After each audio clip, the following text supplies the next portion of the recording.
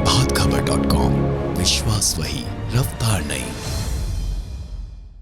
नमस्कार, आप देख रहे हैं प्रभात खबर। मैं हूं आपके साथ रितु सुमन। कुछ महीने पहले एक महिला से दुर्व्यवहार मामले को लेकर फूड डिलीवरी कंपनी जोमेटो काफी सुर्खियों में रहा था।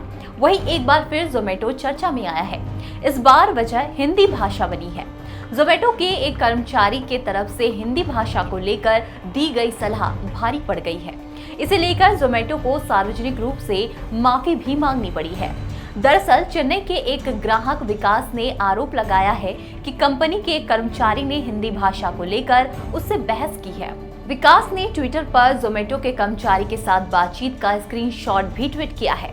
विकास ने जो चैट्स का स्क्रीनशॉट साझा किया है उसमें वो ऑर्डर को लेकर जोमेटो के अधिकारी के साथ बहस करता नजर आया है। इस बातचीत में जोमेटो चैट सपोर्ट एग्जीक्यूटिव ग्राहक से कहता है कि उसकी रेस्टोरेंट से 5 बार बात हो चुकी है, लेकिन वहां भाषा की बाधा है। इस पर ग्राहक जवाब देता है कि ये मेरी समस्या नहीं है, आप जल्द से जल्द पैसे लौटाइए। वही विकास का कहना है कि अगर जोमेटो तमिलनाडु में सेवाएं दे रहा है तो उसे भाषा को समझने वाले एक तमिल भाषी कर्मचारी को काम पर रखना चाहिए।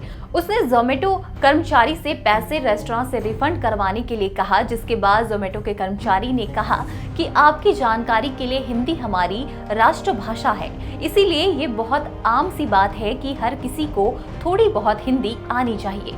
वहीं सोशल मीडिया में जैसे ही इस मामले को लेकर चर्चा का बाजार गर्म हुआ तो मामले को बढ़ता देख जोमेटो ने सार्वजनिक तौर पर माफी मांगी। कंपनी ने अपने ट्विटर हैंडल पर कहा कि हमने अपनी विविध संस्कृति के प्रति लापरवाही के लिए कर्मचारी को नौकरी से निकाल दिया है।